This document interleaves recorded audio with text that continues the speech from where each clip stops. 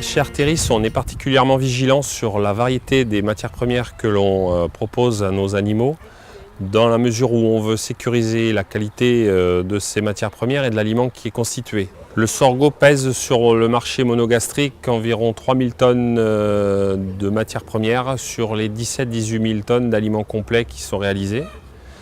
Le sorgho a une connotation régionale, puisque nous collectons bien plus que ces 3000 tonnes au niveau du groupe. Il est produit dans la région. On fait un poulet label rouge d'origine de la région, qui est distribué dans la région. Donc toute cette connotation régionale et la position du sorgho prend toute sa place. Nous avons des éleveurs dans le cadre des organisations de producteurs qui consomment effectivement l'aliment d'Arteris, dont vous avez ici un exemple en poulet label.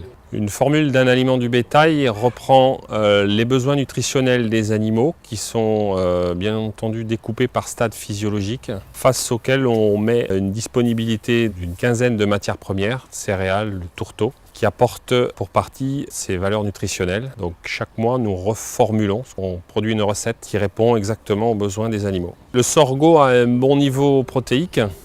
Il est également, la quasi-totalité du temps, d'un très très bon niveau fongique.